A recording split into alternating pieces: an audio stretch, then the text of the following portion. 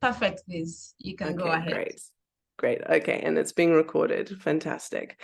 Right, so I'm Nick Stevens. I am currently employed by TerraFlow AI, and I'm their lead recruiter. I've been recruiting since 2008, which is why I call myself a talent architect. It's just my playful way of giving a nod to the tech industry. I'm sure many of you know that in technology, engineers, when they reach a certain level of seniority, they call themselves architects. So I call myself a talent architect. I invented the term. My position is quite interesting because it's not just about recruitment, although I am a team of one. I also do a lot of work in terms of the strategy of hiring, like who we hire, where we need to resource in the business. I also think of myself as a gatekeeper. I'm quite protective of my team. So I don't know if you've seen The Lord of the Rings, but I think of Gandalf, like you shall not pass. I am the gatekeeper and let kind and clever people through. And I do a lot on the marketing side of things, the talent attraction side of things, which I'll speak a bit about towards the end of this chat. I've just launched a podcast as well, so it's worth taking a look at that. I'll show you, I've got, you might want to get your phones ready because I've got a whole bunch of QR codes for you guys throughout these slides to take you further and further into the different areas of AI and various different bits and pieces that I've put into this presentation. So podcast, I've got a second episode. It's brand new and it all is very much focused on AI technologies and recruitment. So I think it would be of value to this audience to check that out. The reason why I'm in technology, I've just always been obsessed with tech. I come from a family of engineers. All of my grandfathers and my uncles and my father and my cousins and my brothers are all pilots and engineers in one way or another. And it's the magic of this extraordinary machine and other machines that I can take this and tap it on something else and it gives me a coffee. It's kind of amazing to me and it's endlessly fascinating. So I feel very fortunate to work in the field that I do. Now it's not changing slides. Why would it do that to me? There we go. Let's go. All right. So as with anything, there's benefits and there's drawbacks. There's limitations to technology always. And so I want to give a nice balanced view of both. I think that technology can actually highlight the human being and the importance of people whilst taking away the mundane and the drudgery of tasks that can be automated. So when I was asked to put this presentation together, I thought rather than just lumping a whole ton of different tools on you guys, because part of my job is to research and to filter tools as well as people, I would pick my top 5 that have made the most impact for me across the board in recruitment. And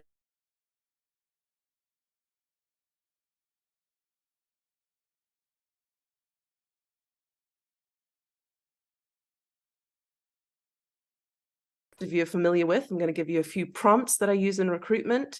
MetaView has blown my mind and changed my job completely. So I'm going to tell you all about MetaView. People GPT is kind of a play on ChatGPT, very disruptive if you compare it to something like LinkedIn.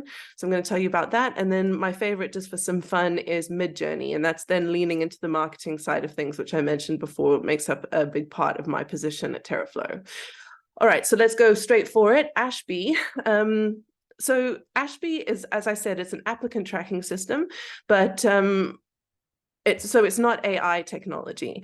And I still think it was certainly worth a mention because it's the platform that integrates with a lot of different AI technologies. So just to explain that to anyone who doesn't really know what I'm talking about, an AI technology is like an app. It's like a tool, right? And you want to pull it into your environment that you work in on a daily basis so that you don't have like 15 different places that you have to go and visit and different platforms that you have to manage and organize, because no one needs that, right? So Ashby I chose because it is so integrated with so many AI technologies. So it's not AI technology itself. It doesn't provide insights necessarily, but what it does do, and these are all the benefits that I've listed there, which I'll shoot through really quickly, it automates tasks. So you want to, if you don't have an applicant tracking system yet, and you are looking to scale, it's going to be step 1 for you in terms of adopting technology in recruitment, because so much of the things that you do, so many of the repetitive tasks that you do on a daily basis will just be removed completely. So enormously efficient in terms of saving you time, which actually, if you think about it, at the core of it is what we want from technology, right? We want it to automate. We want it to take away the manual effort, the repetitiveness of some of the things that a computer can actually do better than a human. So improved collaboration is another benefit of using an applicant tracking system like Ashby, because you can pull all of your different team members, your hiring managers, and whoever it is that you need to have sight on a candidate or be aware of an upcoming interview or see a feedback form or whatever it is. There's one place that everybody can access all information about all candidates. So that's really helpful. Candidate tracking, you know how you get like so many applications and you can't remember how many of them or you've interviewed and how many of them are in technical testing and how many of them need to be made offers and all the rest of it. I'll show you inside the system in a minute, but essentially you can organize your candidates in a very, very fluid and clear way. Customized workflows, you can actually make the machine, make the tool itself that is the ATS work the way that you work. So start where you want it to start. And then next step, be what you want it to be. So you can really customize it to reflect the way that you're used to working. You don't have to adopt an entirely new way of working when you take on a tool like this. Automated screening. This one's a little bit tricky. I actually don't like, I'm a bit old school in that way. I like to have a look at every single CV that comes in. But what Ashby has done is they've made that very, very quick. So you can have 200 applications you can go through in maybe 20 minutes. You know, you're just like, yes, no, yes, no, yes, no. And with the yeses, they go automatically through to your next stage, which you've defined. For me, it's initial screening. And then, or if it's a no reject, you get a drop down with templates, and it can be, no, you don't have the skills. Thank you very much. We love you, but goodbye. Or you live in the wrong country or whatever it is, and you can customize those templates. So it's a super, super fast process, which I'm sure for many of you will sound quite fantastic. Nurture campaigns, that's beautiful. I actually set them up once a month. You could set them up once a year if you wanted to. And so these are automated mail outs to all the candidates to give them updates, to just say hi, whatever it is, so that you're keeping your talent pools warm. Data-driven insights. A lot of our managers really like data, right? They want to see the reports, time to hire, that kind of thing. You click around, you find your way, you can give them exactly what they want in beautiful images. So, and illustrations. So that's really helpful. Compliance and reporting, we all know how important it is when it comes to POPI and handling other people's data. Every candidate that comes in has to agree that it's fine with them to stay on for X amount of time. So that's all compliant, scalability. I mean, that's really what it's about, isn't it? It's being able to manage more faster. And it's a centralized database. All of your data is in one place, so you don't have to bounce around from Excel to email to whatever. It's actually all within the system. And as I started out saying, one platform to rule them all, one source of truth, which I think is becoming more and more important. The faster that we work, the more information that's coming in. We need to have one place instead of like, where is that? That feeling that I think a lot of us have now. It saves you feeling that way. So implementing an ATS optimizes recruitment from efficient processes to informed decisions, enhancing your ability to find and hire the best talent, which essentially is what we're all here to do, right? All right, so downsides of Ashby, downsides of using an applicant tracking system. It can be technically challenging. Like, we are people, right? We're not technologists. And it can be difficult to set up a new way of work inside a technological tool. So I did find that quite challenging myself. As much as I love technology, it's not that intuitive for me. I'm not a coder. I don't know the commands and that sort of thing. And it's not that you really have to. It's just that I think adopting any kind of new technology, there is a learning curve. So account for that. Sometimes I do feel like it is more complex than necessary. Like, our processes don't have to be that complex as recruiters, right? It's find and attract the right talent and disqualify the ones that aren't good enough and then put the good ones into your company or whoever it is that you're working for. It can be a little bit overly complicated. qualifying questions can disqualify decent candidates. So that's what I was talking about before. I don't want a computer saying that someone is right or wrong for this position. I want to be the final say on that. And Ashby has this process whereby you can disqualify people before they even apply. But because of toggles like yes, no, do you have 3+ years experience? Someone could be disqualified because they've got 2.5, but I would want to see them, for example. Data in, data out, and I say it in my little hashtag there, data quality is king. You have to be ruthless about what you put into the system, because it's going to affect everything that's coming out of the system when you want to report or whatever it is. And then just to keep in mind, whilst it can be the core system that you live within, your core environment is your applicant tracking system, it might feel like it's another thing. And it might also feel that way in particular to the stakeholders and your hiring managers and so on. They're like, oh God, now I've got to go into Ashby next. Can you just tell me on email or tell me on, chat or whatever it is? So that can be a bit of a challenge. All right, so into the into the actual Ashby, just wanted to give you a quick look under the hood here. So you can see here at the top, this is your navigation, just to give you a sense of what it looks like and how it all lays out. You've got your pipeline, you've got your candidates. This is the candidate search that I've taken a screenshot of here. You can see I've got over 2,000 candidates since I started working at Ashby, and these are the people that I've qualified to be a part of my database. This is not all the applications. They get archived automatically as I go through them. If you are in the process of looking for an applicant tracking system and you want to chat to me further about Ashby, there is a bonus and a gift. So just send me a direct message on LinkedIn and we can chat further about it. And then here's another example. This is the job dashboard. So this is the back end of my job board for TerraFlow. I've just taken a snapshot with those 2 jobs there. There's the data engineering technical lead and the senior React developer. If we were in the system and I was to click here, I would be able to see those 3 candidates and automatically dive into their profiles, whether it's to review or email them or whatever it is, or move them to the next stage, whatever. It's all available right there. So that's Ashby, that's applicant tracking system, a really good place to start in terms of bringing technology into your role. And let's dive into AI now. ChatGPT, I'd be super curious if anybody wants to say in the chat, like how much they've actually used ChatGPT. This is the technology that's taken the world by storm. This is OpenAI's technology. So this is a large language model, which essentially you can prompt with natural language. So you can say to it whatever you want it, tell it what to be, tell it what to do, and then it just goes and does it. So it's an extraordinary assistant for particular types of things. And this is what I've tried to put together for you to make them as super relevant as possible for recruiters. So when you see the word there, so under job descriptions, next to job descriptions, it says prompt. Prompting is basically asking the thing a question. So that's what prompting is. So my prompt for job descriptions, as an example of what you can do with ChatGPT, is act like a recruiter and write a job description for A. Okay, and then it could be anything that you want, from a sales consultant to a spa therapist. It doesn't matter. It's going to pull from the internet. It's going to pull from all of its data, and it's going to write you a beautiful job description. And I'll show you a snapshot of that in a minute.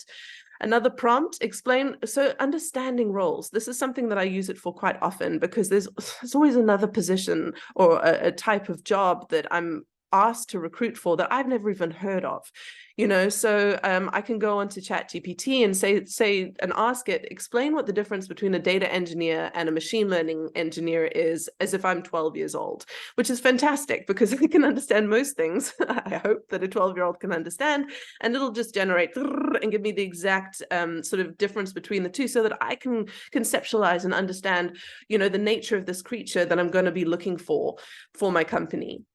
Another example of a prompt is job advertisements. ChatGPT works very well as a marketer. So, for example, act like a marketer and write an exciting LinkedIn post for the following new position. And it'll generate that job position. I've got an example of that for you guys as well, with all of your emoticons and your... sorry, I think that the rain is coming down here. I hope it's not too distracting. That's what that sound is. Yeah, so it'll write your job ads for you with emoticons and hashtags and all the rest of it. And you can tailor it. Like, I'm posting this on LinkedIn, I'm posting this on Facebook, and it'll adjust the tone accordingly. So it's kind of amazing for that.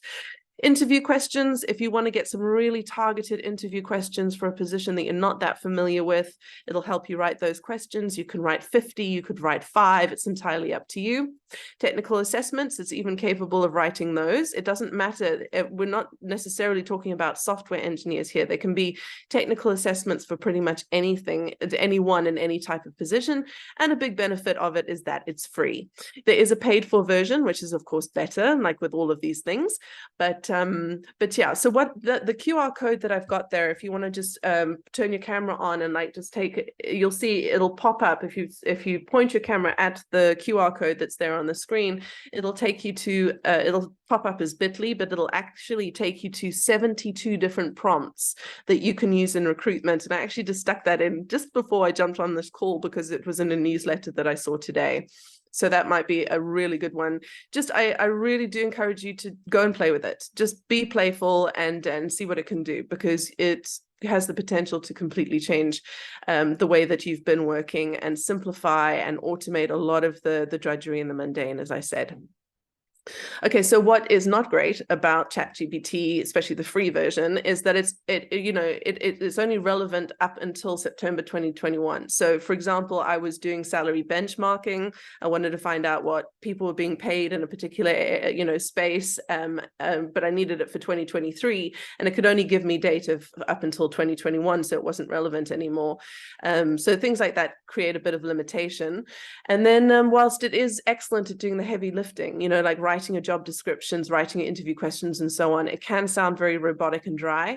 So you need to check everything. You cannot go to ChatGPT, you kind of feel like you're cheating when you do it, but you have to tweak and tailor it, and you have to check its work, which is why a guy that I very much admire, and I watched a podcast recently on Lex Friedman, Joshua Bach, he said he feels like ChatGPT is an intern who has to be micromanaged. So just keep that in mind. It's not going to do your job for you. It's just going to make you better and faster at what you do, and you are going to need to check everything that it does in order for you to be empowered by it, which is why I've got the hashtag there, humans empowered by AI. We take a little look inside. I'm sorry if this is absolutely tiny for you. I just wanted to give you a general sense of what it looks like inside. So the purple square there is me. The green flower logo there is ChatGPT's response to me. So my prompt, act like a recruiter and write a job description for a project manager in the tech industry. I hit enter. This is what starts to generate automatically, like immediately. It starts to put this together for me. I can then take that, I can tweak it as far as my knowledge goes, and then I can take it to a hiring manager and they can just put their final say on it. And obviously you're going to sort of tailor it and customize it so that it's in the right tone and so on to reflect your business. So another example, act like a marketer and write an exciting LinkedIn post for a data engineering position at an AI startup. And as you can see there, your emoticons, if I was able to scroll down, you'd be able to see the hashtags and so on. And it does this a lot better than I do because I'm not a particularly good writer. So I appreciate that about it. Oh, hang on. I'm missing a slide for some reason. Okay, I want to talk about MetaView. So MetaView, I mentioned at the beginning, is one of the most exciting AI technologies for recruiters that I've come across. And I fell in love with it from the first interview. They give you a free trial. It's either 5 or 10 free interviews. I'm not sure. So I've put a link there. If you can't get to that link, I should have put a QR in. Please just DM me on LinkedIn and I'll send it to you because it really is an astounding technology. What it does is it's a conversational intelligence. So you physically invite it like you would invite a person to an online interview, right? So you use Google Meet or Zoom or whatever you use, and you invite MetaView to the call. So it's you, the candidate, and MetaView at the call. You have to explain what MetaView is to make sure the candidate's comfortable with it being recorded, but it's intelligent enough to not just transcript. It can also understand what's a question and what's an answer, and it's smart enough to pick up who's speaking when. So it can tell when I spoke. So there's 5 people at the call. It can pick up all the different registers of the voice so that you go in to the platform afterwards and you fill in who was speaking.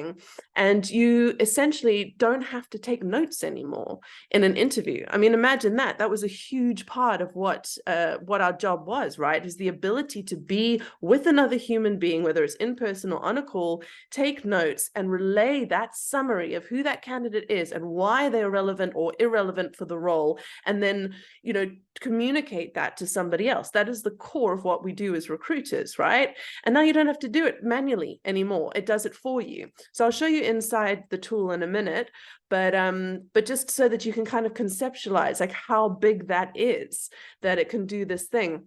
So it summarizes your interview notes. It can even provide insights. You can ask it questions like, do you think that this person, you know, and you can feed the job position in and ask it, do you think that this person's a good fit for the role? It summarizes specific topics that were covered. I'll show you in a minute as well. And obviously it creates an archive. I love an archive. I love a history, somewhere I can go back to, because we interview hundreds of people, right? So how am I supposed to remember that Jane Doe was really good at SQL? I can't, but MetaView can. So I can go back, I can do my little search for Jane Doe, and out she spots, and I can go to the exact place in the interview where she spoke about her SQL, for example. Which is just such a game changer.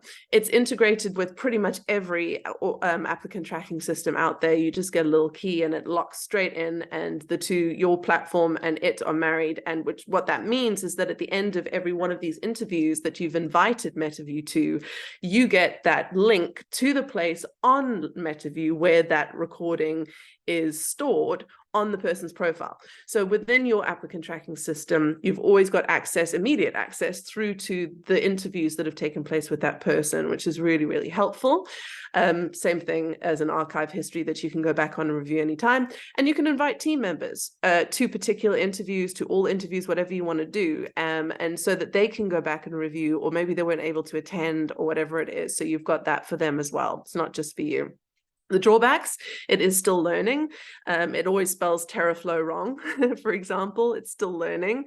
So you've got to check everything. You know, you're not going to put a summary together for a hiring manager, and you're not going to, you know, read through it before you actually send it off.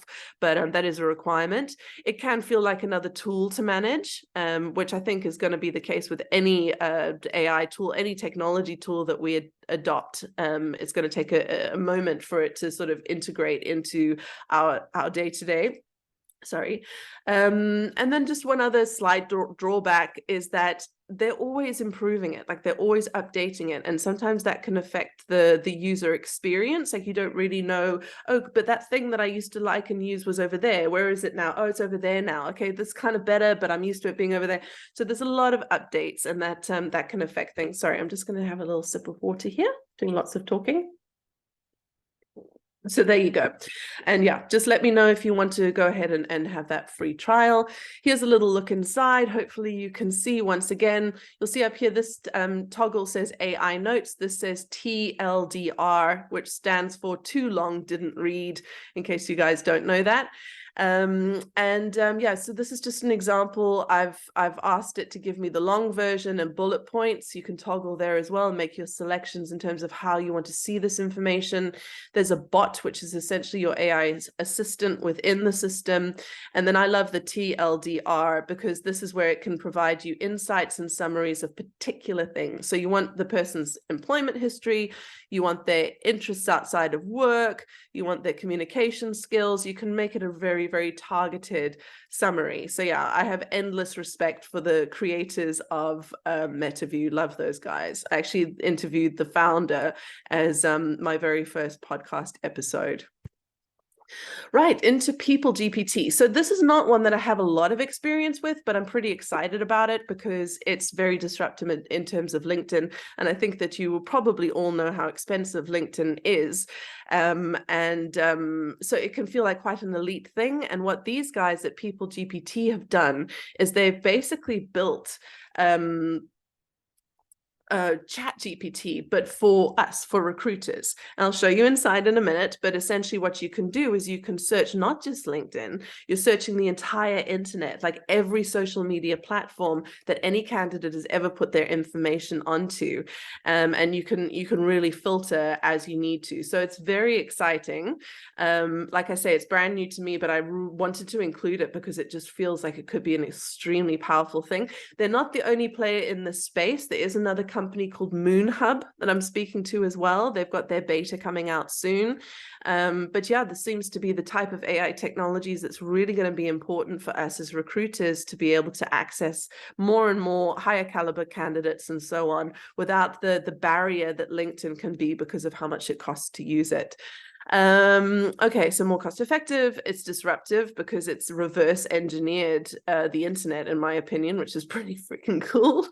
Your searching is extremely targeted, which is what we always want, right? With what used to be Boolean searches, we can now just tell people GPT or whatever AI tool we're using for sourcing what we need, and it'll go find it for us, which is incredible. And yeah, as I mentioned, it's got more talent pools than LinkedIn. LinkedIn's just got LinkedIn, whereas these sorts of AI sourcing tools are searching all over the internet from every possible platform. I don't know what the drawbacks are. I haven't tried it to an extent to really know what the drawbacks will be, but there's just a sense of the pricing for you guys. Look inside. If you can have a look here, I just put in a little example. I'm searching for a sales executive in London with 5+ years of experience who currently works or used to work at, and then I put in 17 different companies which I'd be interested to headhunt from. Here's the first 10 that popped up there. I mean, that's just mind-blowing. I found it absolutely mind-blowing.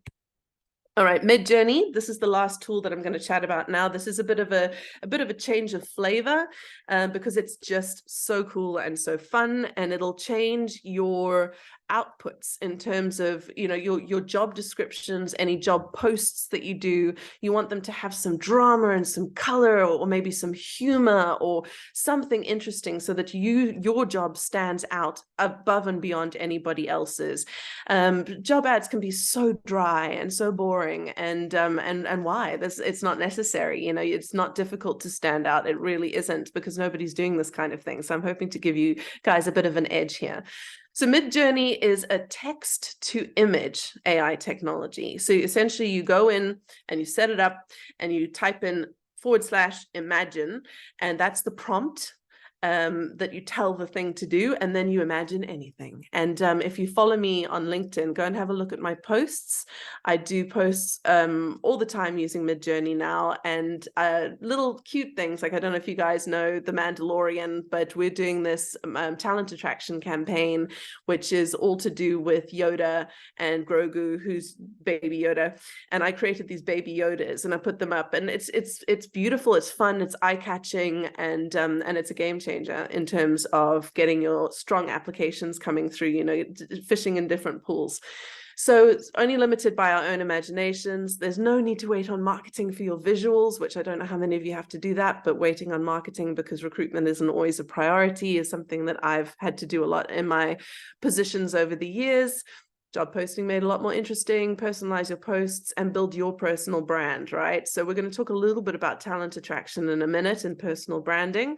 And you get to tell a visual story of your choosing, which I think is pretty fine. All right, the drawbacks: you can't upload an image. So I couldn't put an image of myself up there and tell it to do something with my face. It's not going to be able to do that. There are other tools that can do that. I think they're still pretty expensive, and also, who has the time to learn how to do that? It's just another tool. This could be a drawback. There's so many flying around. There's so many options. Maybe marketing doesn't interest you at all, you know. I've certainly been feeling a bit of AI fatigue. I don't know if you are, but that could be a drawback. And also to keep in mind, and the same goes for ChatGPT, by the way, it's fairly obvious when you've used it to people who've used it. Like, I can tell when a recruiter has put together a job ad using ChatGPT, because I use it all the time. Now I know I need to tweak it and personalize it, customize it, make it more human, because otherwise it just sounds a bit dry and robotic. And the same can be said for Midjourney. But if you learn how to use Midjourney right, it's actually not really ever going to be a drawback, because it's just so astounding.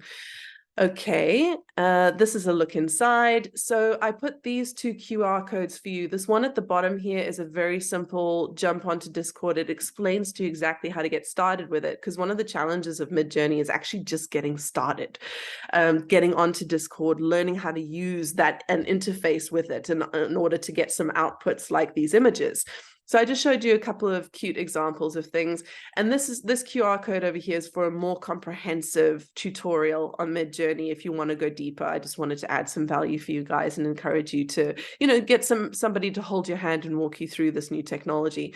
So my prompt over here was a friendly and diverse futuristic world of recruiters using AI technology. And this is one of the images that it generated. I liked her, the fembot, and the dude. So I thought that looked pretty cool. And then this one, I was just playing around for my podcast. I wanted a background, and I said a black and white computer circuitry in the shape of a futuristic brain forest.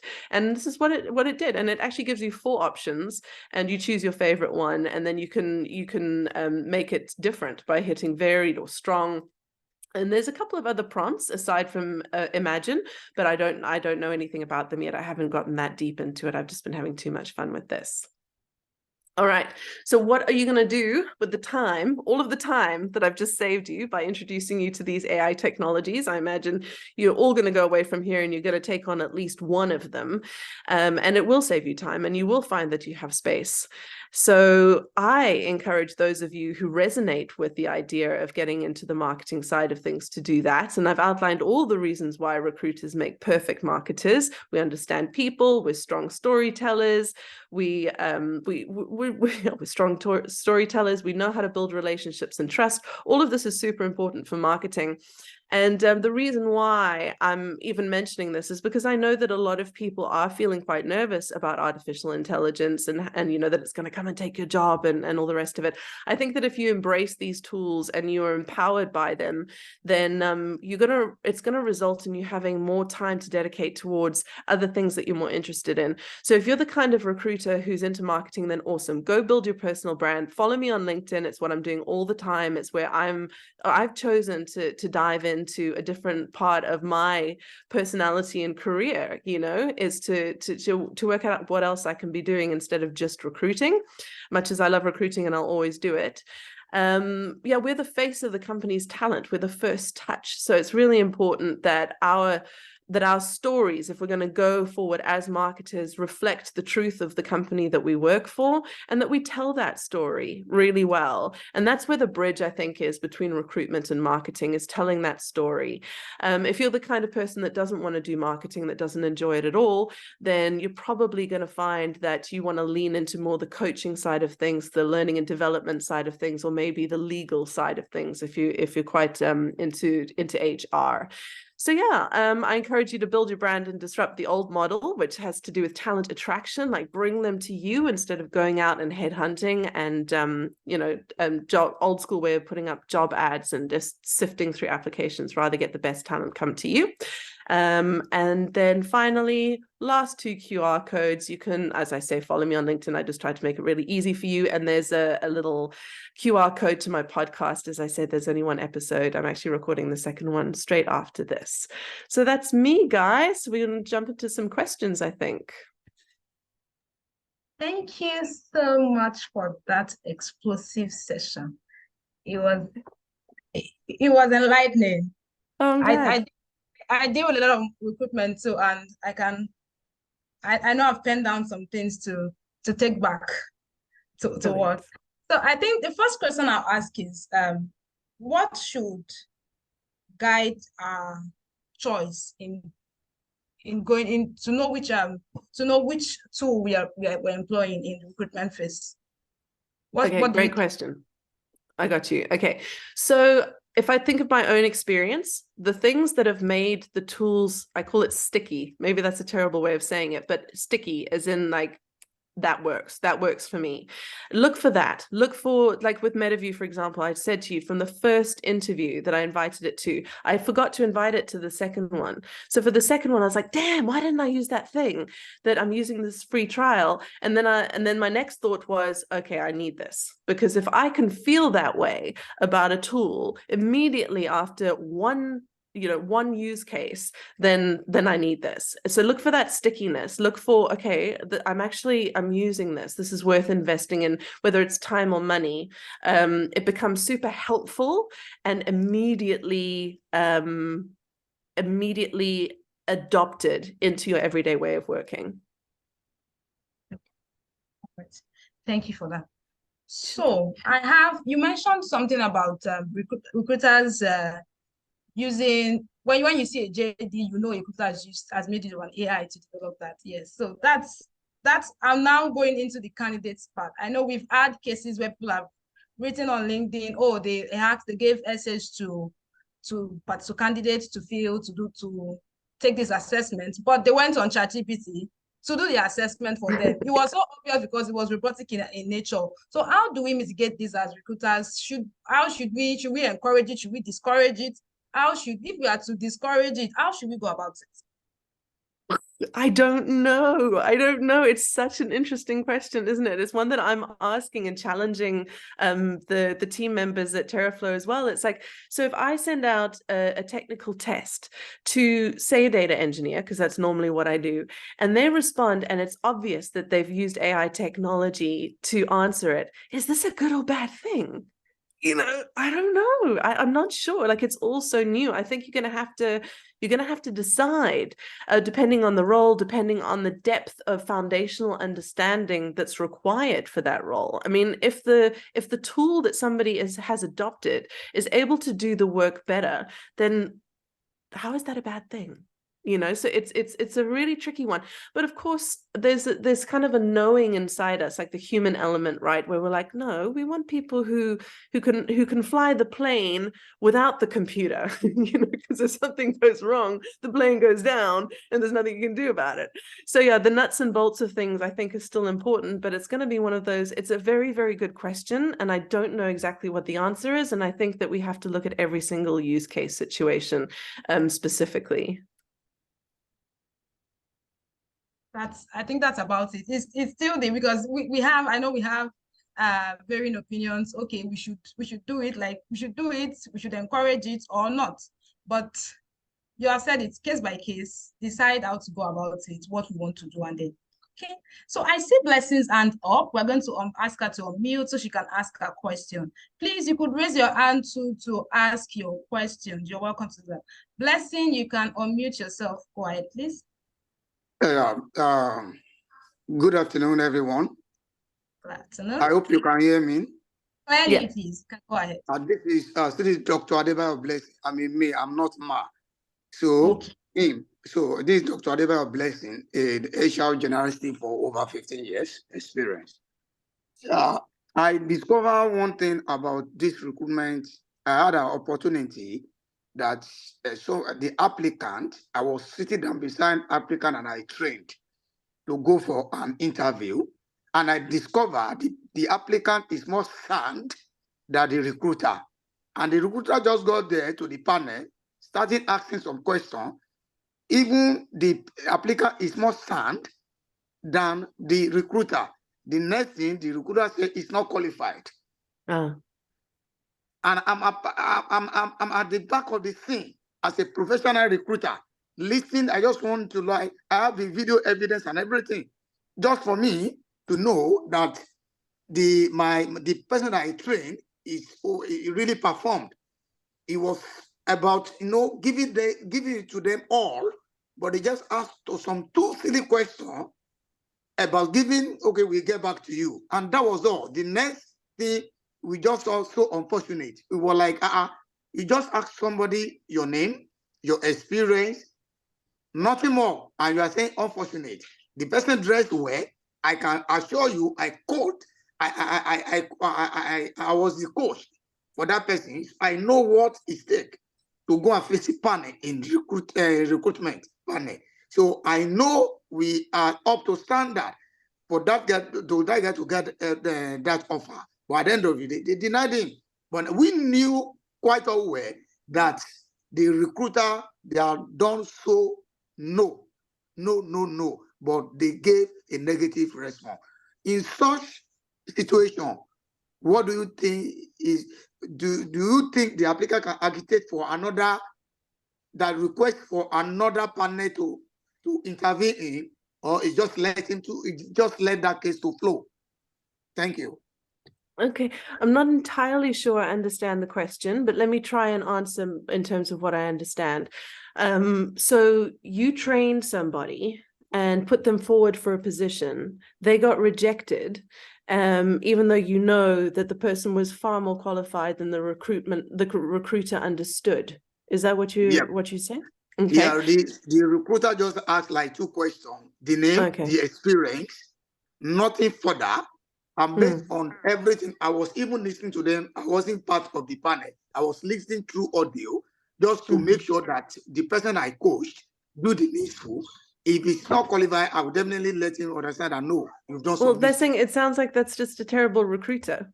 And I don't know if that is if that's something to do with AI or not, because it could be, I don't know if there was an actual person who disqualified this candidate that you're talking about, but it is, and I spoke about this earlier, that it's really, really important that you bring that human element, and that this recruiter that you're talking about doesn't rely on the machine too highly to do the filtering, like, because they're going to miss people because perhaps that person's CV didn't have the right keywords in it or whatever it is that ticked enough boxes for the AI technology that person was potentially using. So I'm not sure what actually happened there, but yeah, I would definitely stamp my feet and hopefully give that candidate another chance and maybe just escalate your complaint to the right person. So the question is this professional force to ask the candidate to escalate? I tell them that no, I do qualify for the position. By doing so, don't you think they might not even give him another opportunity to skate through? No, I think that he should do that, because I've had candidates do that to me. When I was first setting up my applicant tracking system and playing with disqualifying and qualifying questions, I did it wrong. And it was terrible. I was devastated, you know, that I had disqualified somebody who was so right for the role. And when it was highlighted to me by that person, I mean, he wrote to me, he found my email and he wrote to me and he said, "Nix, what's going on here? I feel like I was disqualified by AI." And that's exactly what had happened. So I learned through making that mistake that it's really, really important for you, if you're going to adopt these technologies and you're going to let the machine do the thing, you got to make sure it's working properly, because otherwise you're going to upset people, you're going to irritate people, and you're going to lose great candidates. So he should definitely escalate. So yes, we will do that, and definitely the AI is not as if it's doing a perfect job. Is that what I'm saying? Sorry, I didn't catch that. Is AI doing a perfect job? No, definitely not. Which is exactly what I've said in all of the aspects of the drawbacks, is that it's by no means perfect. Right now, I feel like a lot of AI technologies is like it's like a toddler. You know, it's learning. It's learning from us, and yeah, it certainly is not perfect. Thank you so much for your time, and I understand more better. Thank you, Blessing, for your question. Right. Thank you. We have another hand raised. Tabitha, we are asking you to unmute now. Thank you for that, Blessing. Oh, yeah. Hi, good afternoon. Can you hear me clear? Yeah. Clearly, please. Okay, thank you for the informative session rather. Okay, so my question is with respect to your experience around balancing AI and then the human aspect, especially within recruitment, right? So we already have, for example, there's an AI, you've predetermined the JD, you know, person specification, exactly what you're looking for. And then you have someone who, for some reason, does not set up his or her CV to match whatever you have as keyword on the AI, and then on the on the ATS. So because of all of these settings, this person is not matched, so to speak. So how do you balance this so that you don't miss out on people that are good enough but their CV do not meet up the expectations, but they are still they are still qualified in their own way? Yeah. Yeah, so I have not got to the point where I'm comfortable myself, and maybe there are many others who would be more qualified to tell you how to go from where you are to the next level in terms of using AI. But I don't do that. I still check every single application that comes in. So I've set up my qualifying questions very, very carefully because of the mistake that I just spoke about.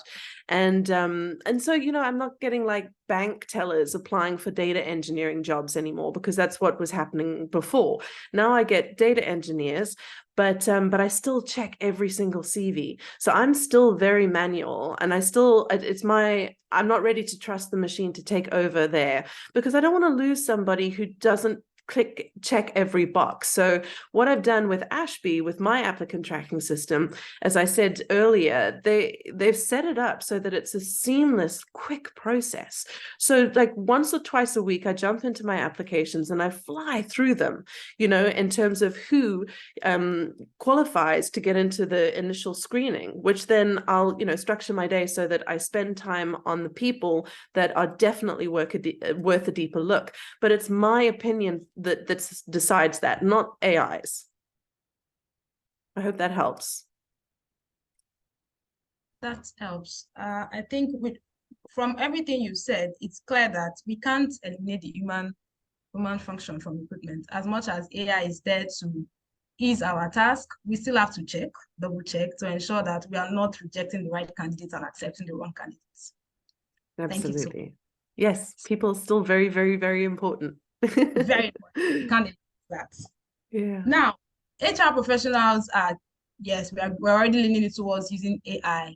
What skills do you think becomes essential for us to learn, to upskill, and just so to get ready for, or should I don't want to say get ready for the future of recruitment in AI. The future is already here, but yes, it's evolving. So what skills do you think become essential for us to learn? Well, and just to speak from my personal experience, right? I mean, I'm not a futurist. I don't know what's around the corner. But for me, I think that my natural curiosity and enthusiasm for new technology has been a helpful thing in my career. So I encourage everybody, instead of me giving you a list of different, you know, things to do, just make sure that you keep your mind open to the new and keep playing with it. Whatever it is that comes along your path. Like I sign up for about 10 different newsletters that I get, some daily, some weekly, and I'm constantly keeping myself on top of what's out there, like what's coming next. And I'm constantly researching and playing with whatever these tools are that people are talking about. Like I'll scan a newsletter in 5 to 10 seconds and open a tab and jump into the thing and see whether it's worth a trial. And I'm always doing that. Like I have a daily routine whereby I'm doing that. It's a part of the job now, is to continuously research the new thing and to keep an open mind that there might be something that exists that's gonna be a game changer. Like MetaView. I mean, it was so quick, so easy, so simple. And it's an entirely different job that I have now. Whereas before I'd be exhausted because I'd be talking, connecting and typing at the same time. I don't have to do that anymore. So you just have an open mind and keep on playing with technology because it's moving so fast. And if you stay in the old ways, you're gonna be so far off the wave that it's gonna be difficult to get anywhere close to catching up. Thank you for that statement. It's clear. It's clear. Thank you so much. If we have any questions, please drop it. You can also raise your hand to ask questions. Yes. Okay, so we have one hand up. Damola, we are asking you to mute yourself. Feel free to ask your question. Thank you for the information you've given to us. And the truth is, either we like it or not, the AI is here. So my question is, what risk or what threats does this AI pose to the HR offices, and what can we do to mitigate this threat? I'm not sure I understand the question. I'm sorry, Damola. Can you ask it slightly differently? Okay. Now that the AI is here and it's gonna help us in reducing the recruitment, how cumbersome the recruitment is, and make it a lot easier. Now, does it threaten the job of people in the HR offices? And how can we mitigate this threat?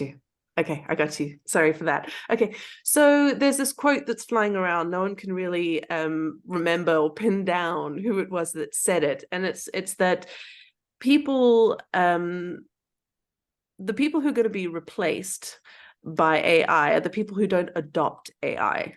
So you want to be one of the people, the humans who is empowered by AI technologies, which speaks to the last question that I answered as well. Like, you're going to need to do the work to stay on the wave.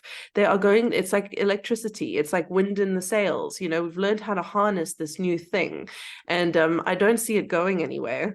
So it's our job now as humans in any, in any position really that where AI is relevant, to adopt what makes sense. Like, be discerning. Don't just grab everything and try and throw it all into your job, but keep exploring, stay curious. That's how you mitigate the risk. Be the human that's adopted an AI technology and is empowered as a result of it.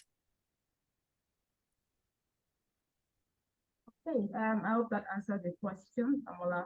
So I'm going to go to Onye. We ask you to unmute yourself. Okay, hello. Thank you so much for giving me an opportunity to speak. Hi, Nix. That was quite an excellent presentation. So, I was listening through what you said. What I actually have is a contribution, not a question per se. And when you're looking at artificial intelligence and recruiting and other aspects of everything going on around it, for me, the most important thing that AI has done is when you're thinking of recruiting with a whole lot of emotional intelligence, because I have seen in the climes where we are, a lot of people in our work systems are not emotionally intelligent. So when you wrong set of people into the system doing what they're doing, it messes up everything. But with artificial intelligence, it has helped a long, long way in cutting out all those things. Now, I heard you say something about, yeah, it takes, it cuts the time in half when you have to do a whole lot of things you have to do. Absolutely, I definitely agree with that. On the other hand, not only does it cut down on the time, it also saves money for the organization, the time taken to recruit, and you're recruiting the right people. The only thing I see as a drawback when it comes to artificial intelligence is that it takes away that the human relationship that you have when recruiting people.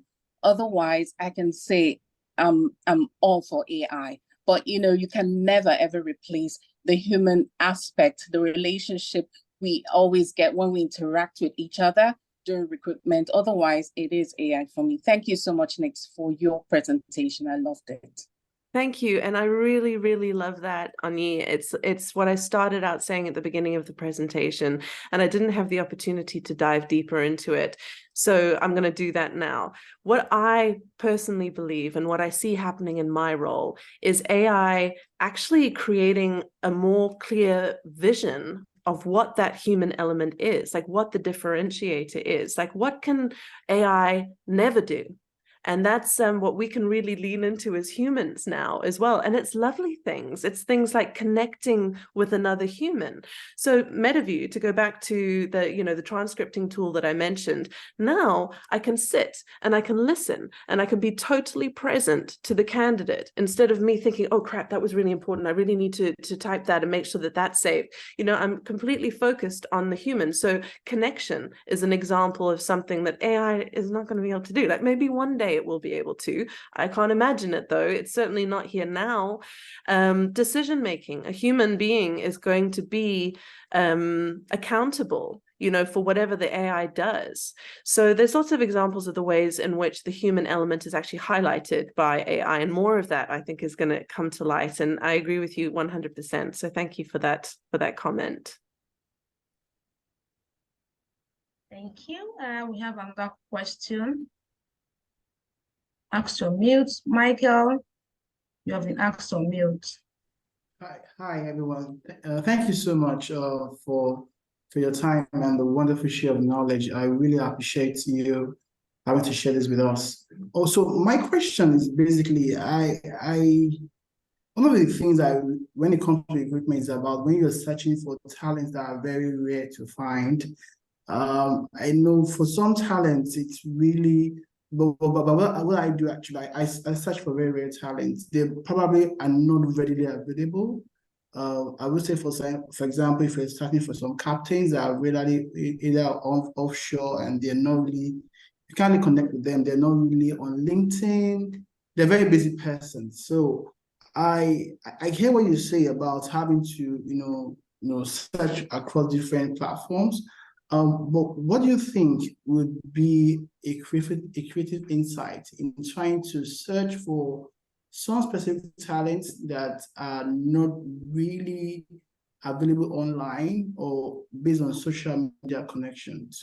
Do you think there is a place where AI could merge the gap? Because for executive recruiters, this is one of the issues that we have in terms of having to get those talents that we really cannot find them online. Even if they're online, they're really not there. It takes a lot more to even get to contact them, if you can even match up their contacts or their time zone. What's your advice? Now you can explore that. So there's a couple of different ways to answer that. So one of the things, the first place my mind goes, it's the slower approach would be talent attraction. Like, make your stuff stand out, make your company stand out, make your job ad stand out, whatever it is, tell the story in different places, look at different communities where you can post your job ads, get creative about it. Think about the nature of the role. Where do people who do those types of jobs hang out online, and get the conversation around your company in this position happening there.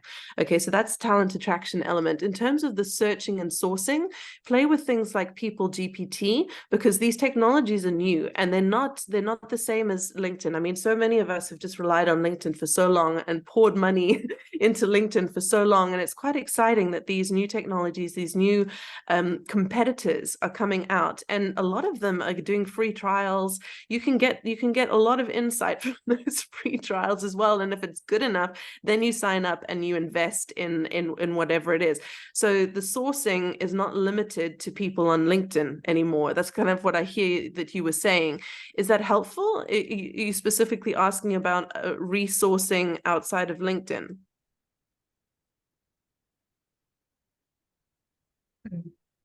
I'm not sure he has muted himself. So can you respond to that? Okay. I'm not sure I can see. I hope that was helpful, Michael. If not, just pop it in the chat and rewrite your question, and I'll try and see if I can get to answering it. Answer again. So Clara says she wants to ask a question. I'm asking her to unmute right now. Oh, hi. Thank you so much. I'm sorry I joined a bit late. Thanks for the insightful session. Can you talk about Ashby? I think that's what you said you use, and maybe some other very useful solutions or softwares that you use that have helped with your recruitment. And if you just to also maybe ask the question for the previous person that asked a question, if you have suggestions of sites outside of LinkedIn that are very good, that'll be very nice to know about as well. Thank you. Okay, sure. So I think that the best thing for you actually is to get the recording of the presentation, because I go into 5 different technologies that I use, but I'm also very happy for you to send me a DM on LinkedIn, and I can send you my slides, and you can take a look through, because I spoke about Ashby, MetaView, ChatGPT, People GPT, and Midjourney, and how I'm using all of them and the benefits and drawbacks. And I think that will be of value to you. I don't want to overload everybody with all of the different tools that I use or have trialed or whatever, but I'm very happy to send you. I'm also happy to send anybody who wants to DM me some newsletters that I subscribe to that I found extremely helpful. There's one that's a Recruiting AI Digest, and so weekly I get sent a list of different AI tools that I should know about, and stuff like that can be more informative than Nick saying you've got to use this one thing, because that's for me in my job, but maybe there's something else that's super relevant for you. So yeah, so that would be a good one for you. I think if you DM me, I'll make sure that you get that. Awesome. Thank you so much. You're welcome. Okay, so Michael says he wants to come back. Don't worry, Clara, you'll get the slides. So you get the slides, and then you get our LinkedIn, the link to our LinkedIn account there. Michael, please go ahead. Okay, so I thank you so much for allowing this opportunity. So what I was trying to say was pretty much what you tried to answer, that I just want to know the aspect that makes that AI will be able to merge the gap in trying to find very rare talents that are not either on social media or LinkedIn or whatever platform they were. I could tell I don't think that AI is going to be able to find people that aren't using technology. Okay, but it's good. Yeah, okay, that's fine. I just wanted to know if we can have something that could merge that gap, because I know sometimes I the love it, numbers are Michael. so, yeah. Thank It you makes so me think much. of like drones, you know, like maybe when AI like drones and you can program it, like go and find me a something, like going out into the world and looking for these people. Yeah. No, they have to have some kind of, you know, exposure online. Otherwise, nothing is going to be able to find them. Okay, it's fine. Thank you so much. Yeah. Thanks, Mike. All right, thank you. And we have come to the end of today's session. Thank you so much, Nick. This has been enlightening. It has been brilliant. And I think I'll just wrap up with saying, okay, the people that will be replaced by AI are the people who do not adopt AI. So we should get on the train, adopt AI, learn with the machine. Do not forget that we have to stay curious, and we still cannot eliminate the human factor from recruitment. Thank you so much for your time. We really appreciate you. Oh, thank you, Fatima. What a fantastic summary. Well done. You did that better than Metaview. Really appreciate everybody who was here today. And I hope that you can find some or lots of value in what I had to say. And like I said, please do, you know, connect, follow, ask me for stuff. I'm here. We're all in the same boat. Thank you. I can see the chat is going up with thank you, Nix. Thank you, Nix. They really enjoyed it. Thank you. Don't worry, everybody. You get the presentation, you get the recording. We'll also share the recording with you, just if you want to go through it again. Thank you so much. Thanks, everybody. Bye-bye. Have a good day.